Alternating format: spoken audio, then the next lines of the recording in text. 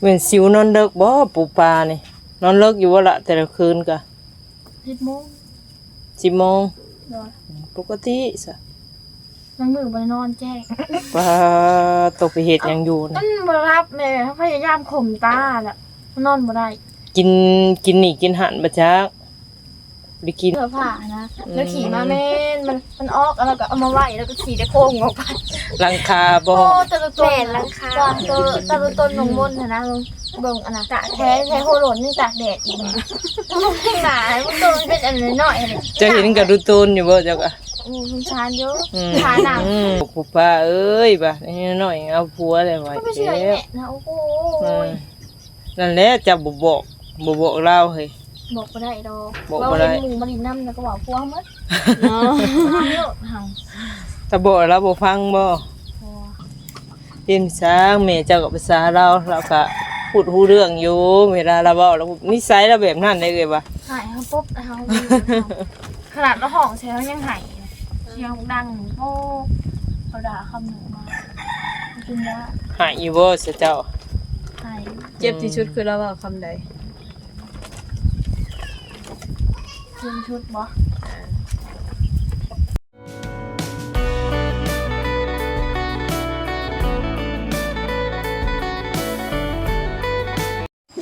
สบายดีพ่อแม่พี่น้อง FC เด้อเนาะก็ยินดีต้อนรับเข้าสู่ช่องสาวนวลสายลุยพ่อพี่น้องพบพ่อสานมณีเนาะทางสนองก็ว่าเพิ่นละเนาะสิมาหาครอบครัวนึงเนาะพี่น้องเนาะก็บังเอิญเพิ่นบ่อยู่พี่น้องก็เลยสิเข้าไปเด่นนำทางสาวพลเนาะแล้วก็น้องปูปลาพี่น้องเนาะเพิ่นก็ดิอยู่เพื่อนหมู่คู่เพิ่นพี่น้องเนาะจังไรพวกละเข้าไปโอบไปลมผลิตน้ำเพลินไปพี่น้องก็คือว่าเนาะช่วงนี้กับทางสนองกับบนเวียนไปมาตามที่ว่าFCว่าละพี่น้องบางคนก็ว่าโอ้ยมาแต่บนเก่าบนเดิมว่าสั่นเนาะบ่มีที่ไปบ่นี่นั่นเนาะตามที่ทางสนองว่าละพี่น้องก็เฮ็ดจังไรเนาะเฮากะไปได้แต่บนเฮาคุ้นเคยแต่เคยไปเคยมาบนเก่าบนเดิมพี่น้องไกลได้กับไปบ่ได้คือว่าขนาดเนาะหลายคนอาจติดตามทางสนวนกับอาสิฮู้พี่น้องว่าทางสนวนก็ออกมาเว้าหลายเถื่อแล้วเนาะเรื่องนี้พี่น้องอาจจังใดก่อนอื่นก็คือว่าแล้วเนาะฝากพี่น้อง FC คือเก่าคือเริ่มพี่น้องมักเลยค่ะกดไลค์กดแชร์เนาะถ้าบ่มักก็เลื่อนผ่านเนาะทางเฮาก็ประมาณนี้ละพี่น้องบ่มีหยังหลายเนาะว่าผิดบ่ถูกก็ขอโทษขออภัยพี่น้องจังไรก็พุ่นละขับไปหาทางสาวพลเพิ่นเนาะโดยน้องพี่น้องเปิดพามาพี่ละโอ้ยเดดฮอนไปพี่น้องเนาะอากาศแต่ก็ยังดีมีลมเย็น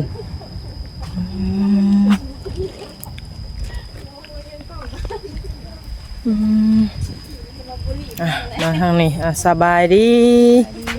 เป็นอะไรมาเป็นสร้างอยู่นี่บ่มานี่เป็นสร้างมื้อนี้บ่ได้เฮ็ดมื้อนี้บ่ได้เฮ็ดพักผ่อนในวันอะไรพ่อเพิ่นเมื่ออันนั้นเมื่อดำนาซอยงาเจ้าบ่ได้เมื่อปกติเมื่อบ่แม่ปกติจ้ะสบายดีลูกหล่ะเปลี่ยนคิวกันเนาะสบายดีก่อนสุจ้าก่อนสบายดีได้มั้ยเป็นเนาะสุจ้านะฮะหัวบ่ใหญ่เลยเนาะเขียวเต็มปากเลยเรากับน้องทรายผัวได้ย่ามดำบัดเปลี่ยนกันเนาะย่ามดำผัวไปย่ามเกี่ยวกับเมียไปได้ผัวเมียลูกน้อยอยากย่างนิดนึงโอ้เด้อมาพ่อเพิ่นอยู่เพื่อนน้องสบายเนาะปูปลาสบายดีอีละโอ้เพื่อนเทะบ่กายแล้วปักเสียบเสียบกุ๊กหน่วยทำการขึ้นไปหาศอกอย่างนี้กินยังเนาะเที่ยงนี่เนาะ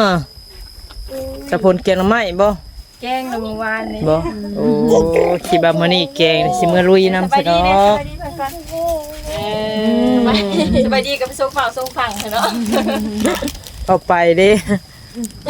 ลงมาพี่เป็นลายตาไปเลยค่ะ ไปก่อน อุ้ย ก็ตาปูกาทะลุจอนะบ่ หัว มีไล่แล้วนะเหมือนโครงงานอยู่ไล่ขนมจอเฮ้ย ทะลุหน้าจอบ่เป็นอะไรนี่ฮะบ่ได้ไปโลกาบ่อีละ บ่ได้ไป แม่ได้ซะ ไป โอ้แม่ไปลำนารับจ้าง เป็นสิบอวบเบ่งๆเนาะตอนนี้ สิเบ่งๆตึงๆแน่นอน เป็น ปู นั่น ปลา คือว่าอันสอนสาวแห้งแท้ล่ะหน้านั่นแบบใส่สบู่อันบ่ถือบ่ได้จังได๋ โอ้โหมันตอนนี้เนี่ยมันยังแบบตอนก่อนมันร้ายกว่านี้อีก อื ตอน ม ต้นน่ะมันขึ้นร้ายกว่านี้ อืม โอ้ ชิวสาวเนาะ เจ๊มันไม่กินมันก็เจ็บ อืม แนะนำน้องว่าเอาคิมินบ่คิมิมาทาเนาะ แม่น จะเกายุบมา รู้สึกว่าน้องอวบเป็นบ่หรือว่าเป็นน้ำตาเขาว่าคือหน้าเบ่งๆอวบ อวบปูปลาอวบขึ้น เดี๋ยวหาหลอดตรงหมกมาเห็น โดดตกใจเลยเนาะ กิ่งเนี่ยสาเหตุหยังซุมื้อนี่ล่ะ ค่ะยังซอยแม่คนบอกและ เฮ็ดเอาเองบ่บัดนี้หรือว่าทางผู้ใหญ่เพิ่นยังซอยอยู่ล่ะ เห็ดเอาเอง โอ้หลังใหญ่ดีเนาะ ดังใหญ่เลยเฮือนเพิ่นน่ะคือมื้อนั้นค่อยถามว่าแม่เรากู้เงินมาเฮ็ดบ่ล่ะ จักและ บ่จักนำพ่อนำแม่ แม่น แบบผู้ใหญ่เพิ่นบ่ได้มาสานต่อแล้วแม่นบ่ บ่ เพิ่นแบบว่าบ่มีงบแล้วนะ แต่ ยุ ว่า ติ ทาง นะ โซนหลังคานี่เป็นทางผู้ใหญ่เพิ่นบ่หรือว่า แม่น โอ้ บ่แม่นผู้ใหญ่ผู้เดียวบ่ละซอยนี่ ผู้เดียวซอย ผู้เดียวได้สมมุติเว้ยเพิ่นก็เลยบ่ไหวบัดนี้ ใหญ่โพดเนาะ เศร้าบน มันซ้ำนี่ก็เป็นเกือบแล้วเพิ่นจ้ะ เดิมครับเดิมค่ะ15โหยกูว่าฮอด15 16กูจักใกล้อีกใหญ่กว่าเพื่อนกูตั้งหลาย ลูกวันนี้มีแค่นี้ ยังล่ะบัดนี้สิเป็นลมแล้วบ่ อากาศร้อนติปูปลา บ่ได้ไปทางไหนบ่อีหล่ะเจ้าได้นี่ก็ หมดไปใช้ต้องว่าอย่างนี้แล้วเขาเพื่อน อ๋อเอาเพื่อนบ้านนี่น้ำมูกเนาะ โดย อย่าว่าไปดำไห้ดำนานะแม่ แม่ปล่อยไป เป็นให้เฝ้าเพื่อน โดย แม่เจ้าเขาไปดำนาบ่ไปทุกมื้อเลยเนาะช่วงนี้ แม่มันไปร้ายคนเขาว่าพัดแม่มวย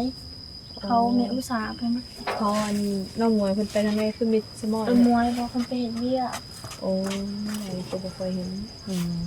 เป็นพนักงานบ่ โดยทำงานตอนนี้อยู่ตลาดโลกดีกว่า โอ้ที่บนบ้านเฮาไปรู้จัก แม่น อืม ๆไปเฮ็ดเวียกอยู่หั่น เจ้าได้สับบ่คิดอยากไปนำหมู่บ่ เขาเอาแล้วคันก๊อบอันน่ะถ่ายก๊อบอายุก๊อบสมนูกับว่าได้คือเขาตัวน้อยดิ บ่ได้อันเห็นบ้านน่ะ คือนี่น้อย น้อย นี่ ๆมั ล่ะ นก็ไปได้ล่ะทำโรงงานตันเย็บน่ะแฮง10อัน45ปีนึงเด้ เจะได้ยินไผเว้า แม่มวย บ่ไปได้เนาะสามโมง ได้ เขาบ่จำกัดอายุได้ขอที่เจ้าเฮ็ดเวียกได้ แม่น ถึงแล้วมันก็มีหลายบริษัทจีนบริษัทคนไทย จีนนี่ จีนเอาหมด คนจีน มันบอกไปแล้วเขาว่าจีนด่าเก่ง เอา จีนบ่ได้มาคุมงานคนงานเพิ่นเป็นคนคุม คนลาวแหละคุมงานก็ได้แต่ อาจ ว่า จะเป็นบริษัทจีนค่ะแต่ว่า เหมาะเป็นคนลาว มัก็แบบคนลาวเท่านี้ล่ะ ทางเบิ่งสิลองไปกับสมโน จริงเด้ซะ โดย เพิ่นก็อายุหลายกว่าปูปลาได้เนาะ โดย 15 16แล้วบ่ล่ะ 15 ปี แต่ว่าคนตัวน้อยเนาะแต่บ่อนได้เพิ่นเฮ็ดได้ก็สมัครไปแล้วแหละหลายบ่ได้เงินใช้อยู่ได้ รือว่าแม่บ่ให้ไปบ่ หายไปอยู่ไปมาเดือนเขา เป็นยังเข้าเรียนอยู่บ่ เอาออกแล้ว ออกแล้วโอ้ต้องหาเวียกเฮ็ดงานทำแล้วใส่เนาะถ้าอยู่ไปแบบซี่ของบ่ได้เลยนะบ่รอด คุยสนิมบอกไม่ขึ้นหันคือจะเอาไปหน่อย เมื่อเราไปลำนานเสียวแล้วบ่แม่เจ้าอะไร ลำน้ำไม่ชันเขาเจชอน เพราะว่าอยู่เดียวเห็นอ่ะเพื่อนปูปลาอยู่เพื่อนบ่ว่ะก็หาห้องหมดคนเงียบสงัดบ่มี มัวขึ้นเมื่อได้กูเขาขึ้นเมื่อได้ป่ะ บ่เอ้ยเจออยู่นี่น้องเจ้านะเจอระหว่างครึ่งทาง อ๋อ แต่ประตูเปิดอยู่ ตู้เย็นแม่เราเปิดไว้ บ่มีหยังติบ่มีแนวสำคัญบ่ รอเราไว้อยู่เพื่อนพี่ในคัน อืม นั่นมาเอาทางโปงเอี่ยมเลยแม่นะมาเขาทางโปงเอี่ยม เอาแล้วบาด เรา นี้ ปีนดิ สร้างว่าบาด ส นี้ มุดเนาะเรามาตอนเที่ยง อืม เรามาตอนตอน11 โมง 12 โมงนี่แหละเขาลงมาลินพี่แล้วก็เขาทางโปงเอี่ยม อืม แล้วประตูใหญ่เป็นจังได๋คือบ่เข้านั่น เอ้ากระแจเราเห็นเหียงมาตอนนี้เรียนหน่อยเดียวนำเฮา โอ้ เขาไม่อยากหายแล้วยังมันเหียอีก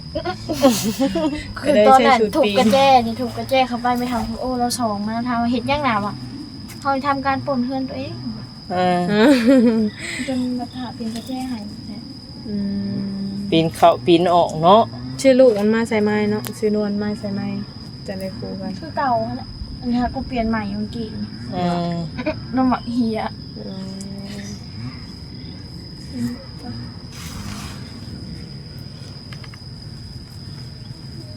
บ่อท้าเลยจ้ะ ค่าลูกน้อยกี่ได้เป็นพ่อลูกอ่อน ยางลงยางตาแล้วก็บ่ได้นะเสียงรถไฟก็มาหลายคันเนาะ เสียงรถคนมาไปก็มาพวก2-3คันพวกบ้านแต่ใบรถบ้านมีแม่นหมู่น้องปูปลาบ่ นานจะเป็นแหงดอก หึ มันจะไปทางไหน มาทางนี้เด้เบิ่งนี่ หมูจุเฮาบ่เป็นอันนั้นเนาะ โอ้เบิ่งเบตย่านให้เนาะ หมู่จริงบ่ ได้ครบเสื้อครบเสื้อแท้ ได้ละพวกตามก้นกันมาเที่ยวเซล โอ้เหมือนเขาลงนี่เนาะ โอ้หมู่เขาน้องเมย์ ป้า โอ้ คือหลายแท้ โอ้แล้วมีหมู่หลายเนาะ หาทรายผู้หญิงนี่โอ้เจ้ากับหมูมอสตังมาจักบ่แน่เลยพวกล่ะเนาะ อืม บ่ค่อยนี่เดียว เว้นสิวนอนเลิกบ่ปูปลานี่นอนเลิกอยู่ว่าละแต่ละคืนก็ 10 โมง 10 โมง เด้อ ปกติซะ นั่งมือบ่ได้นอนแจ้ง ปลาตกไปเฮ็ดหยังอยู่ มั นะ นบ่รับแม่พยายามข่มตาแหละมันนอนบ่ได้ กินนี่กินหันบ่จักได้กินบ่ จีกะอันน่ะจีกะบ่ได้นอนเพราะว่านั่งมือบ่เกาตีนเกามือมันคัน หันเว้ากะตีนกันมือทางนี้เก่าเด้ กอดอีแม่ร้องไห้มันคือเราบ่ได้นอนที่เกาอยู่กอดเราเฮ็ดจังไงมันก็ตีน นอนนํกันบ่ เขากับแม่บอกว่ามันเป็นคนละห้องแต่มันได้ยินเด้ อืม คนใส่เพดานมันได้ยินเนาะอันนี้ก็เอากอดอยู่เราตื่นขึ้นมาเราให้อยู่ใครประตูมา กูเห็นขี่รถมาย่างมาบ่ รถอีแม่เอาเพดานมา โอ้เราขี่ไปเองโอ้เก่งเนาะแม่เจ้าก็ได้ ทันสมัยแล้วว่าติ อืม แต่การเราใส่สูทยาง เอาละเบาอยู่ในนางนวลนะว่ารถปูปลามันบ่มีอันอิหยังแบนล่ะว่าเอ้ยย่านได้ล่ะเอ้ยล่ะว่ายันตำรวจไหม มีแหละให้ได้แล้วครับมันบ่ล่มเอาล่มมันแหวนกระดาษบ่ฮักดอกของออกหมดแล้ว ถ้ามีแบนนี่เอ้ยครับทุกเทื่อล่ะว่าอันนี้มันบ่มีแบนน่ะเอ้ยย่านล่ะว่า ญาติเราเห็นแล้วสิ่งแล้วเราเห็นญาติ ยันตำรวจพับใหม่ คะแน ไป น นั่น เนาะ นะ อืม คุณแม่แม่ลูกไหนวะก็ลูกคุณ หมู่เขาล่ะ คันหมูเฮามันหมูเฮาบ่เป็นนั่นนี่ดอกบ่สุภาพนี่ดอก หืม หมูที่เฮามาคลุกคล้นอยู่แหละ สุภาพถือว่าผู้นั่งน้ำขางนี่ก็บ่สุภาพเลยนี่ เพิ่นหมู่เขามาบ่ขับรถแตนเพิ่นก็โตดห้องมาแต่ใกล้พุ่นแหละอันนี้เขาขี่มาเขาบอกโอ้สุภาพแฮงแบบรถถอก็บ่ดังอีก ดีแล้วเขาเฮ็ดปานนั้นน่ะดี จุ๊โตด พากันเฮ็ดบ่พากันเจาะบ่ บ่เขาผ่า หึ อืม พอแล้วกับผู้หนึงพาเฮ็ดได้อยากเฮ็ดคือกันแม่นบ่ บ่มันเป็นสไตล์ของเขา โอ้สไตล์วัยรุ่น ตำรวจเอาวัยรุ่น อืม เชียเงินได้เถื่อเติบไม่ได้หา จักเทื่อแล้วจะเสียเงินน่ะ เถื่อเดียวเขาบ่ทันเดี๋ยวเขาทันเถื่อเดียว ป้าขี่เปิดไปเลย บ่สนตัวเขาบ่มีเบรกดูว่ามึงมองวงเวียนอาเซียนเนาะไปอันน่ะมื้อนั้นไปใส่ว่าพระอีพอเราเฮ็ดเวียกอยู่พักคะกันไปหาเราตำรวจวงเวียนอาเซียนแล้วควักจอดนั่งเอาไปใส่ข้างนอกรถบ่มีแว่นบ่มีกระตาบ่มีเบรกเด้อเฮ็ดชิ่งแต่ก็ใกล้ไปเลยทันแต่มื้อเดียวบ่ว่าอ๋อน้ำมันรถหมด พ่อแม่ไปใส่เบิดสาระในเจ้านะ เราไปรักแปด ไปรักแปะอยู่ที่ชุมเจ้านี่ เราหายคนดินบล็อกออกมาไว้ เจ้าคนทำก็แล้วแล้วก็พากันมานอน คนแล้วแล้วก็ เลยคนลงหั่นแหละตรงกองไว้ แล้วสิเทพืช เอ้าถือว่าก็ได้สำนักน่ะย่าบ่ได้ว่าอะไร บอสสิเทพืชนี่ คือบ่ก่อขึ้นไปอีกก่อน มันก่อขึ้นอีกมั้งเทพื้นก่อนเลย คือสิเทพื้นไว้แท้ เทพืชมื้อเดียวไปเรียนไง คือเพิ่นพาขึ้นไปนอนเพิ่น ก บอก ว่ามันต้องเป็นมาอื่นมาหื้นนะมั้งเพราะว่าถ้าสมมุติเนาะเพราะว่าเรายังก่อบ่เรายังก่อ ขีดชีมานี่เทพืชนะ เรายังก่อขึ้นแล้วสิบอกให้จุ๊ นี่คิวกิ่งนะ ลุกๆนะ จะถากมาขิวเฮาโอ้ย บ่นี่เด้ซะบ่มีฮอดคิว คันดิ งามเด้คิวดกเนาะธรรมชาติเด้ ผมเพิ่นกระโดกดกนะจะบ่มีเฮาบ่สิเกิดเลย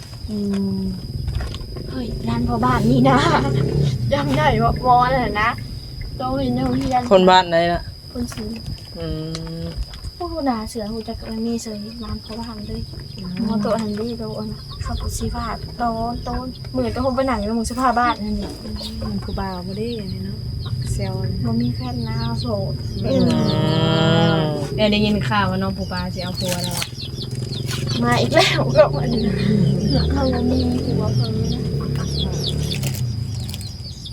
เขาโสดนะ โสดซิงๆอยู่บ่ล่ะ จะว่าสุข้าวจังเนาะ โสดผู้มือ สุคุมื้อ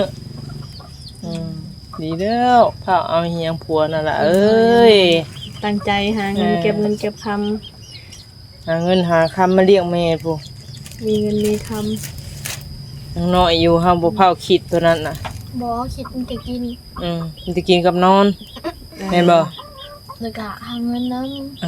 ำชีวิตนะบ่มีแต่กิน ำ ว่าแล้วสิเอาเนาะสาอีกแล้วผู้ป้าเอ้ยบัดนี้น้อยเอาผัวได้ไว้ ก็ไม่เชื่อ แล้ แห ว ละนะโอ้โห นั่นแหละจะบ่บอกเราเฮ้ย บอกบ่ได้ดอก บอกบ่ ว่า ได้ เห็นหมู่มาดินน้ำแล้วก็บอกพวงหมด เนาะ เยอะเฮา ถ้าบอกเราบ่ฟังบ่ พอ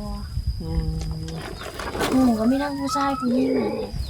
คือเราบอกได้ผู้ป้าเอาแล้วเราอ่ะช่วงเอ่ยมาเด็กๆเอาอีทีบ่อีเพิ่นเอาแล้วเราอ่ะ มันไปหาพ่อเฮา เอาอยู่ไสเด้เราว่าอยู่บ้านน้องพื้อเราอ่ะ เฮ้ย มันไปอยู่น้ำผัวมันอยู่บ้านน้องพื้อเดี๋ยวนี้เราอ่ะ ตาย ก็สั่งมันเราอ่ะบ่ฟังก็ปล่อยมันไปเราอ่ะ ยัง จักไผได้เว้ามีเจ้าของเว้า จมูกนั่นแหละมีผัวแล้ว โอ้วันที่ จะไปเจ้าบ่บอกเราบ่แล้วเราเลยคิดว่าจะไปอยู่นำเขาบัดนี้ บอกเอาผิดกับเรา ธรรมดาเด้แม่ก็สิระแวงหน่อยนึงล่ะ เป็นก็เป็นห่วงหั่นแหละ เป็นห่วงเป็นใย เป็นผู้ยามผู้หญิงนะคะต้องเซฟเนื้อเซฟตัวเฮาดีๆเนาะถ้าเฮาปล่อยเนื้อปล่อยตัวอะไรก็เป็นบ่คือผู้ชายตัวนี้เสียหายคือเฮา สิเอาซาสิเอาใหญ่เป็นสาวเต็มที่แล้วก็กะว่าอยากสั่งอยากซาแหละให้เขามาขอเทือนพี่ มันบ่คิดแล้วคิดเนาะเขามี หึ มีเงินร้ายพูดเนาะคิด นึกว่ามีคนในใจอยู่ ก็ว่ากลุ่มตัวเองคุณแหละมีคนในใจ ไผแหละพวกเขาไปอยู่บ่ได้อีนะ ก็เข้าไปอยู่บ่ได้ บ่มีแต่พ่อกับแม่แล้วน้อง เรียนภาษาแม่เจ้าก็ภาษาเราก็พูดรู้เรื่องอยู่เวลาเราเว้าแล้วนิสัยเราแบบนั้นได้เลยว่ะ หายเขาปุ๊บเขาขนาดเราห้องเสียงยังหายเสียงดังโป๊กเขาด่าคำหนูมา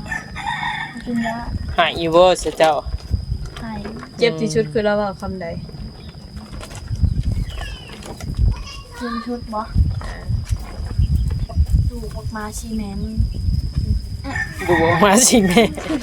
ด่าเหาะเลย อากิยาเราแล้วเราหลานเราเองแน่นะ แล้วกัน มาสิแม่ ที่ลาบ่ถือก็คือมาสีเมปกติดูบ่พอสีเมมึงต้องไปจังซั่นเนาะ แล้วก็หลานเราเองอันนั้นล่ะ เป็นคนนิสัยแบ บ่ บ ถือ นี้ สาเราก็ยา บอกบุคคลใช่หรอก เดี๋ยวๆเพิ่นก็เป็นแม่เฮา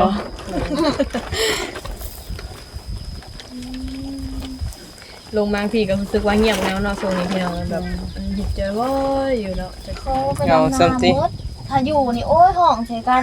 เขาบอกพัดเขามวยแหก ตำมะฮุงเกงหน่อไม้เนาะเอิ้นกันรวมแบบนี้เนาะ คุณเซลแมวโพ คนน้อยจำนี่แหละ ตำ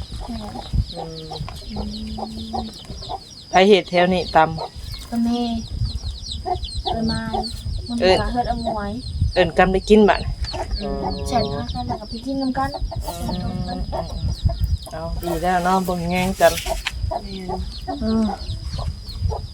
ก็ว่าสิมาดินน้ำอันสาโมมีดอกบ่เห็นซ้ำมื้อ แล้ว นี้ ก็ออกเวลาก็ออกไปอันน่ะนี่ก็พักกั้งน้ำมุงเราออกแต่เราไปเห็ดอะไรเนาะ ปากกางเนี่ยนะ พักกั้งต้นเป็นชีผ่านะแล้วขี่มาแม่นมันออกแล้วก็เอามาไว้แล้วก็ขี่จะโค้งออกไป หลังคาบ่ โอ้ตะลุต้นราคาตะลุต้นลงมนนะ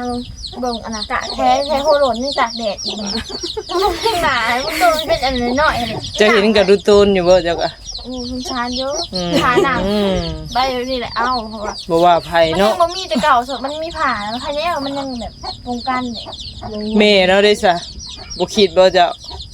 ลุงชานอยู่ ลุงชาน ลุงละลายกว่าเราเห็นผ่าสิ่งเราเห็นสมุนหัวผ่าใช่หันโอ้ย พาสิ่งเอสลิงก็สิปี ซะเจ้าเห็นบ่ เราเห็น สิ่งกับอันมีแต่แม่นี่ค่ายได้เนาะเฮ้ยคันมีลูกนำบ่อยากไว้เด้อตัวนี้ สิ่งเนาะสมุนสิ่งเพราะว่าลูกเพราะว่าสองวัน โอ้ยหัวโดดเนาะ ข้าได้ลูกเราพังควางเสือเบื่อถ้าคนอื่นนี่ขึ้นเสล่งนะแบบนั้นนะขึ้นแล้วมันมีคนจับเนาะมันโดดลงไหน ตก แม่น ลูกเรายังพัง มันจับแน่นเลย มันยากเนาะแม่นพาสิ่งเรื่อย ต้นต้นขึ้นมาเดือนตาจนแดง ผู้ปลาเห็นยังอดสงสารบ่ได้เนาะจักสิซ้ำใด เดี๋ยวพัวเนี่ยสงสารเนี่ย อืม ต้องเพลงถามแล้วสิ่งนี้นั่นโอ้